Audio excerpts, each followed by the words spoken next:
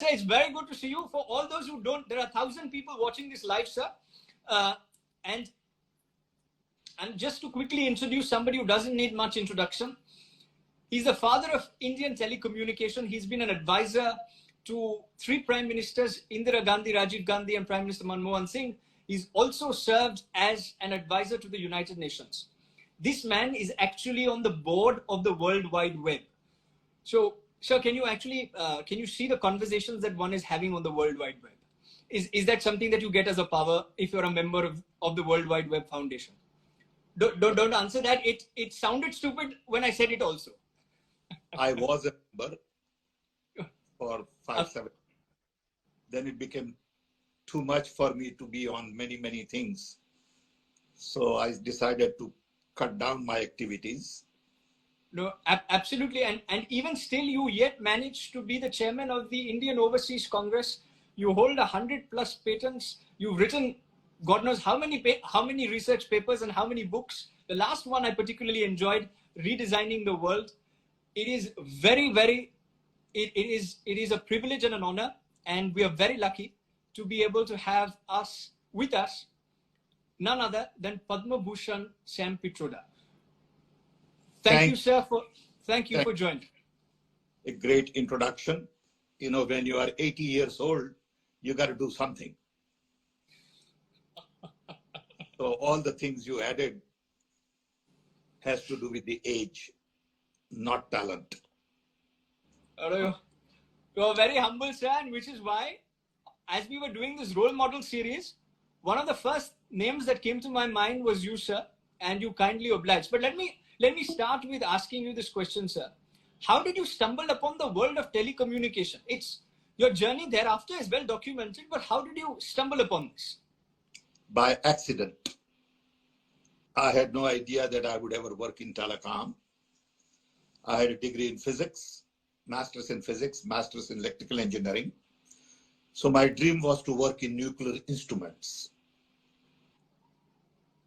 But then the company I worked for in Chicago in nuclear instruments decided to move to Cleveland from Chicago. I did not want to go to Cleveland because all my friends were in Chicago. So I thought I must find a job in Chicago. I told a friend of mine, and he said, yes, there is an opportunity at a telephone company. Would you join? I said, fine. In those days, this was 1966, there was very little work going on in digital communication. So I got an opportunity to work on digital communication in 1966 with a team of about people. I was the 4th one. And those were the early days. And we could really shape the industry. So I got a lot of patents there because everything we did was sort of state of the art. And designed digital switching.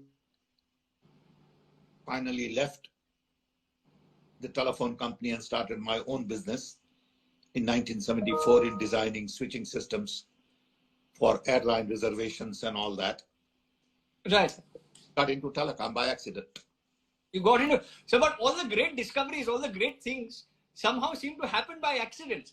But was it design that got you to be an advisor to so many people? You've advised 3 Prime Ministers, the United Nations, you were the chairman of the Indian Overseas Congress. Is it by design or is it, is it also by accident? And out of these 3, what was the toughest of the 3 in terms of being the chairman of the Indian Overseas Congress, a position you yet hold, and the other 2, which is in terms of advising the UN and advising prime ministers?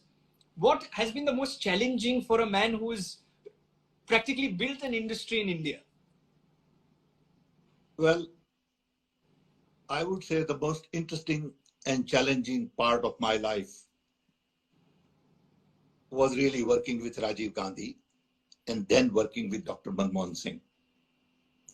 Working with Rajiv Gandhi was quite unique because then we planted seeds for modern India. This was 1981. I got to meet Rajiv Gandhi when I gave a presentation to Indira Gandhi on the basic idea that IT and telecom will change the face of India. India is a diverse country and needed to be connected. That was a dream I had. I had sold a company in the US, made a little bit of money, and I went to India to take my parents to see Taj Mahal and could not make a phone call from India to my wife in Chicago. So a little bit of arrogance and a lot of ignorance said, I'm going to fix it. I'm going to spend next 10 years of my life in developing telecom in India. If I had known everything I know today about India, I would have never tried it. So ignorance is a great asset. I did not know how difficult it would be to do that in early 80s when privatization was a four-letter word. Nobody wanted to privatize anything. Okay, those were early days.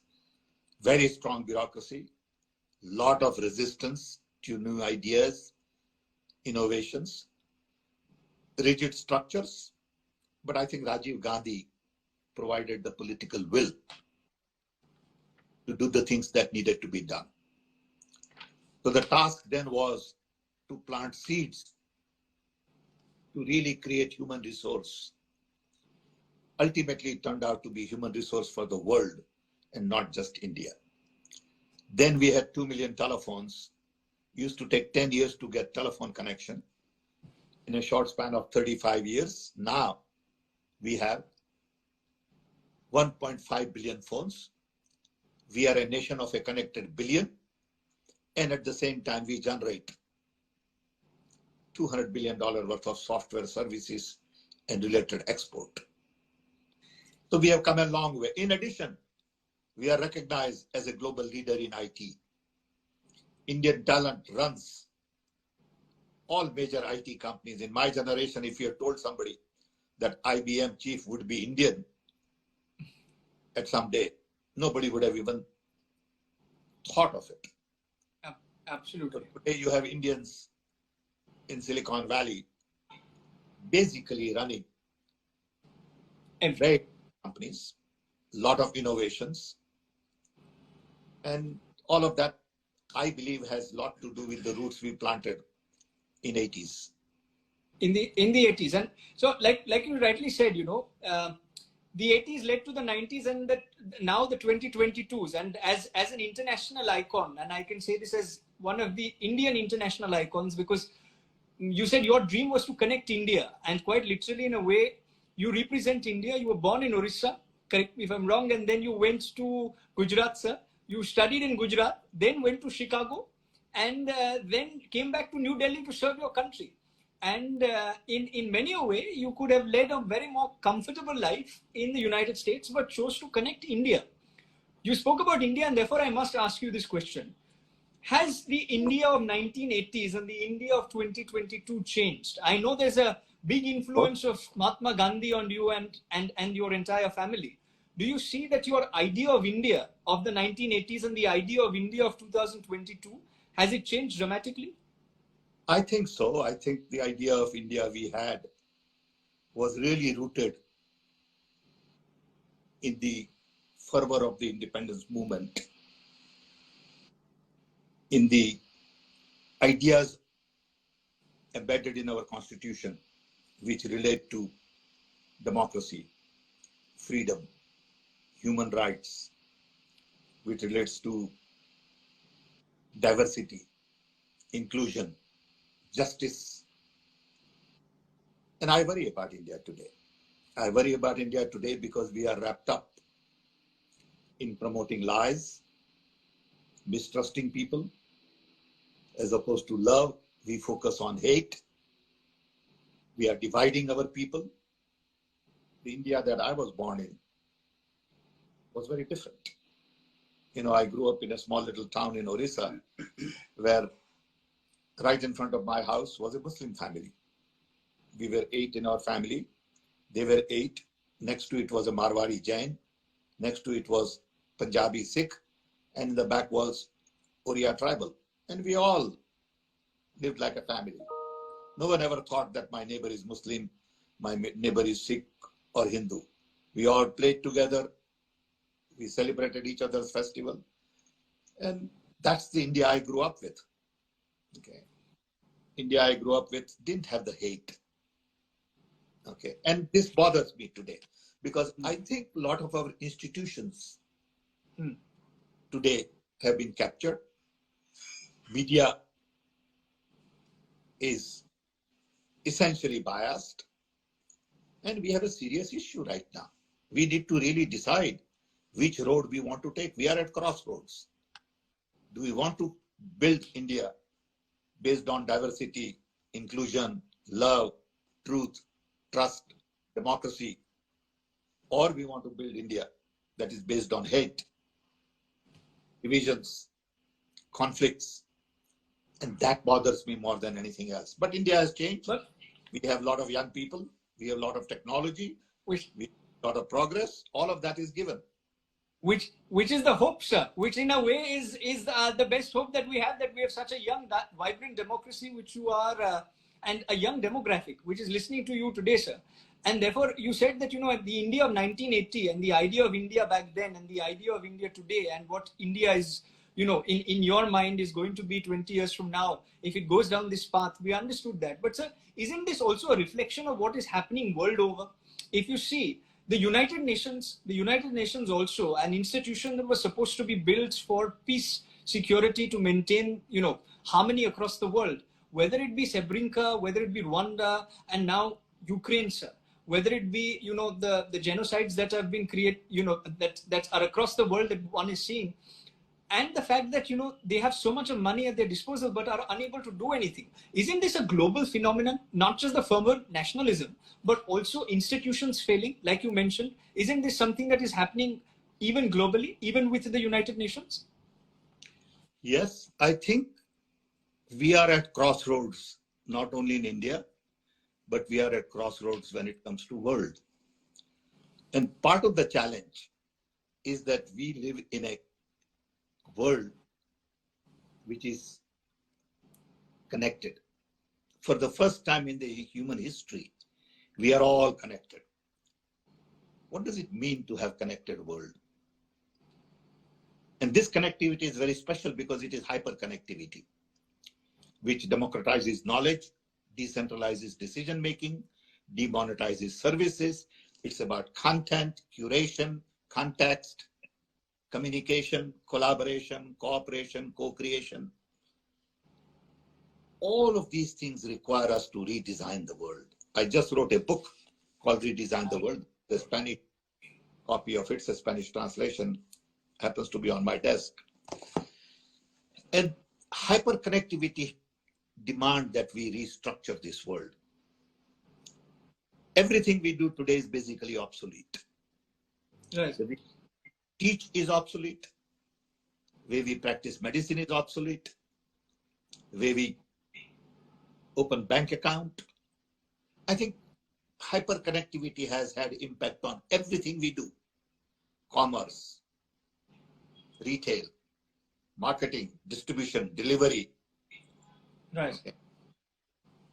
There isn't anything that we do today that doesn't have impact on how it can be done with hyperconnectivity. So we need to redesign the world.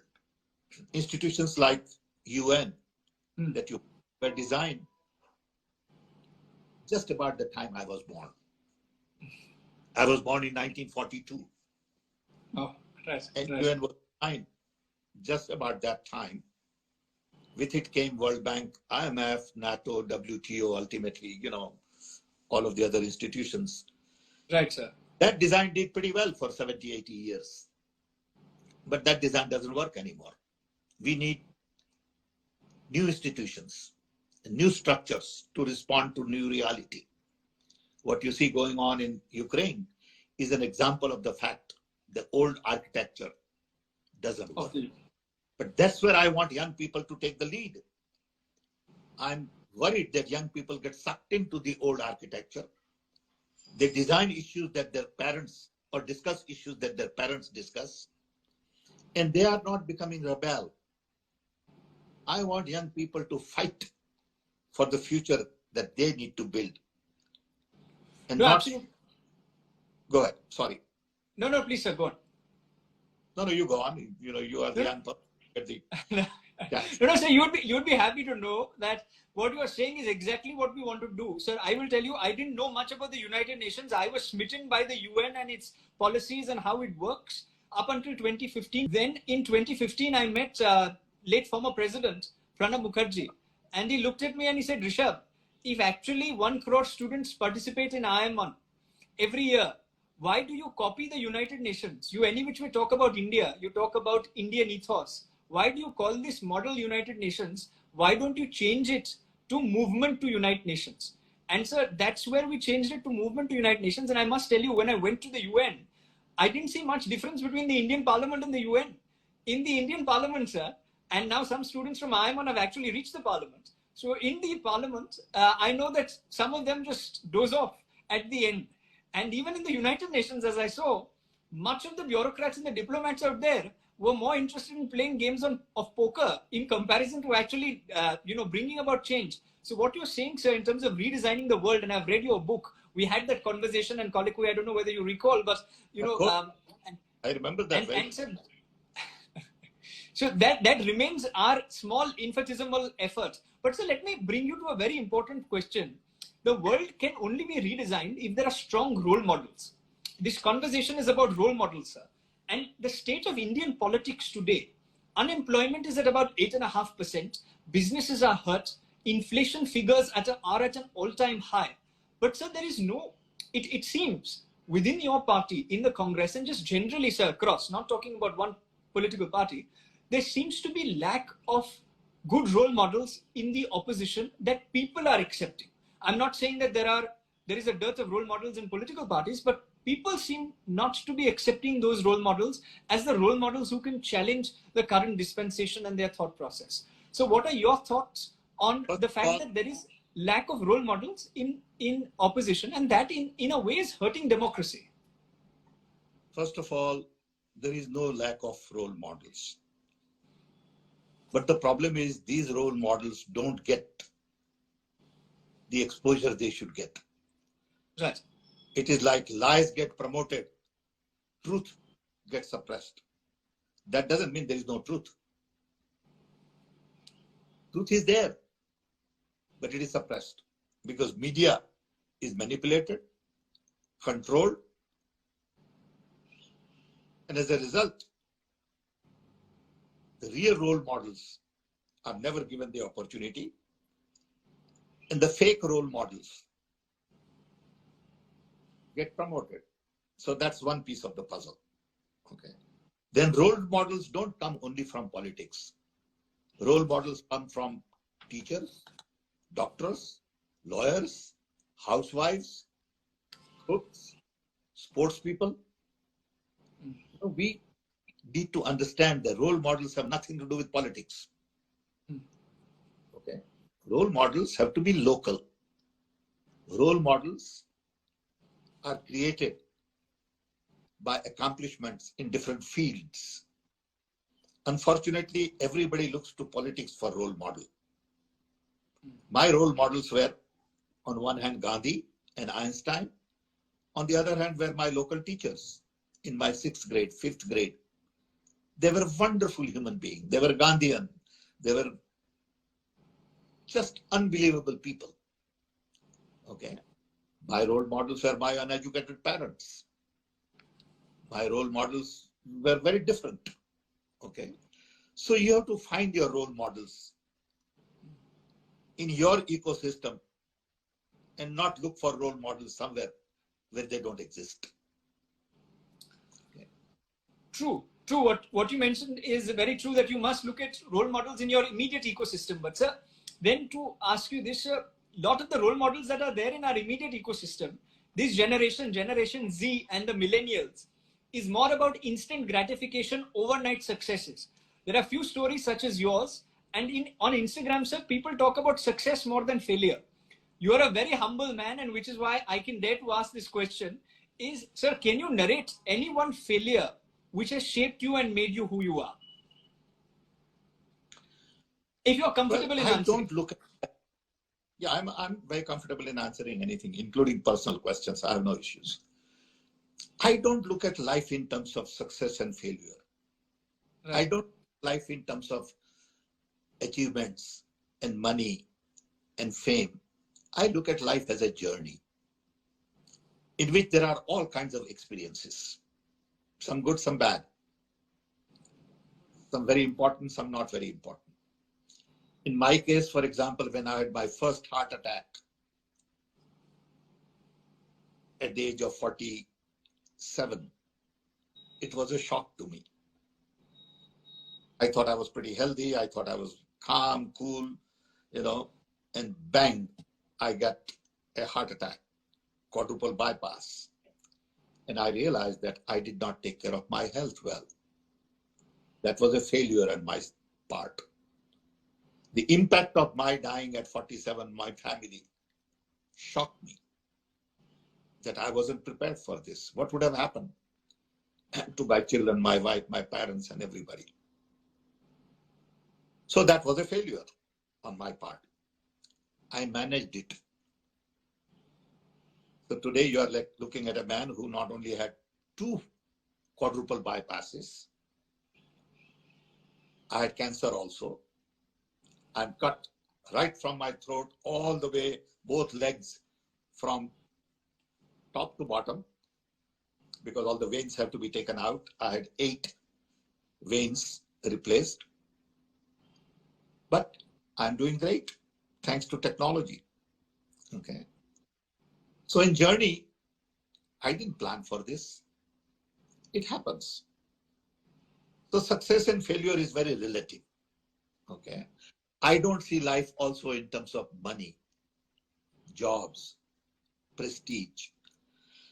I'm pretty happy. I have a wonderful family. I have a wife, my girlfriend from college days, I've been married to for 56 years. I have 2 wonderful children. I have a son, I have a daughter. Son went to MIT, went to Harvard. I have a daughter who went to Michigan, went to London Business School. I'm content. That doesn't mean I don't have problems. Of course I have problems. I'm a human being. But that's life. You don't look at life in terms of success and failure. So you need to change the perspective with which you look at things, and automatically life will change. I think that's what you're saying. And I'm glad you mentioned this, because sometimes, and especially at this age and those younger as well, we get bogged down by one failure and then somehow it becomes so stressful, sir. And in my case also, I can say sometimes when things don't go right, then I'm like, what do I do about this? But I'm glad that... Look at life as a journey. In that journey, you get all kinds of experiences. You meet all kinds of people. They come sit next to you. When their time comes, they get up and leave. Somebody else comes in. Okay, there is a beginning, there is an end to that journey. How well you manage that journey, how different experiences you go through is what life is all about. No, absolutely. So what you mentioned is very true. And therefore, I must risk asking one more philosophical question, which is not just philosophical because you've actually lived the entire thing. What advice would you give your 16-year-old self? Because there are all these people who are watching are 16, 17, 18, 19, 20, sir. So what advice would you give your teenage self? I would, based on my experiences, recommend, not advise perhaps, that spend time on building a good self. Self is not ego. Self is something that you look in your mirror and feel comfortable about. Self that is disciplined, self that is respectful, creative, analytical, diverse, self that is rooted in truth, trust, love. More time you take in building good self, more happier you would be. See, in India, I find that people have very fragile self-esteem. Everybody gets very hurt very easily. You don't say hello to me and you say hello to somebody else. I won't talk to you for 3 days. That is a sign of a fragile self. People get angry very easily. People become vindictive. People not forgiving. Okay. You make one mistake and they'll remember for the rest of their life. Okay. And all of these things have to do with self. Self that is not interested in command and control. You have no control over anybody's life, not even your children's. Self that is more rooted in collaboration, cooperation, communication, co-creation. Look at all the global conflicts. Global conflicts have to do with exclusion. Global conflicts have to do with egos, power.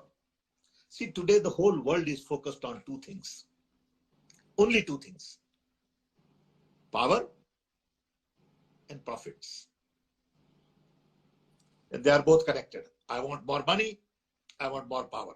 I want designation, title, respect, all that stuff. As opposed to saying, we need to focus on two other things. Planet and people. Is it good for planet or bad for planet? If it is bad for planet, don't do it. If it is good for people or bad for people. If it is good for people, do it. But we never ask that question. We only ask, is it good for my power or is it good for my profit? Then the rest of the things don't matter. We need to change our thinking. And this comes from colonial mindset. And it is not really Indian mindset. It is a colonial mindset. Gandhian mindset asks, is it profitable to me? Does it give me more power? Gandhian thought is it good for people? Is it good for planet? And that's what the young people should focus on. And not because you have been taught by the colonial mindset that the only way to feel good is to get power and profit. No, what you said, sir, is very, very true, that the colonial anglicized mindset teaches you only about profit and power. In fact, in the Vedas and the little knowledge the things that I've read is where it's written Swasmai Swarupam Samajya Sarvaswam, where it's little for oneself, everything for everybody else. So when you start focusing on planet and when you start focusing on people, only then will you be able to reflect truly on self and in a way. And therefore, sir, what you're saying. Then you'll be happier. You won't have jealousy. You will not have heartburns. You will sleep well at night. Okay, I'm telling you, based on personal experiences. No enemies in life. No need to lie at all. No need to hide anything. Just live a simple life and you are very happy. Which is very, very true. That a simple life, like the mentor, one of your mentors and the person who had a lot of influence on you, like Mahatma Gandhi, is to live a simple life and to experiment with the truth and change the perspective with which you see things. So let me ask you one final question, and with your permission, then I will take one question from the audience. So this is a small rapid fire. Whatever comes to your mind first, sir, you need to say this. You need to say what comes first to your mind. The first word when I say India. When I say India, what's the first word that comes to your mind? Diversity. When I say the United Nations. Unity. Role model. Gandhi. Youth. Energy, enthusiasm, excitement. And when I say I.I.M.U.N, what's the first thought, sir, that comes to your mind? Lots of young people and Rishabh. Lots of young people. And Rishabh. And Rishabh. Well, thank you very much, sir, for all of what you've just mentioned. I particularly wanted to get you out here because like you said, that we're looking for role models, of course, in life in general, and sometimes role models are close to us. But people such as you who have achieved all of this and yet continue to be close to the organization, I'm just very deeply grateful. But sir, we've had a lot of conversations, and this is one of the reasons I was keen to get you. Nobody said don't focus on profit and power, focus on people and planets. And whether it be politics, entrepreneurship, whether it be science, any other field, if you only focus on people and you focus on planets, you'd probably be more successful in any worldly sense than what one can be. You'll be happy. Forget about success in terms of money. No, okay. I know. I'm just saying, sir, for all the Gen Zs who are listening, that the best way. When you say successful, Rishabh, people will again think successful in terms of power and profit. Okay, that's not success. Successful and like you rightly elucidated, success in the sense that there will be contentment and happiness. But contentment and happiness comes, and I'm glad we had this conversation, when you stop focusing on the two P's and start focusing on these two P's, which Mr. Sam Pitroda, ironically with P as his surname, has pointed out. So thank you. I take a little bit after Cyrus Brocha. He's had a lot of influence on me in the last 15-20 days that we spent together. But sir, this conversation was very, very insightful. And I couldn't do a devil's advocate on Karan Thapar because I'm not a Karan Thapar or a Cyrus Brocha, but I hope you enjoyed the conversation. It was for young people. And I think the points that you brought out were very, very, very useful. Thank you for dispensing some life advice.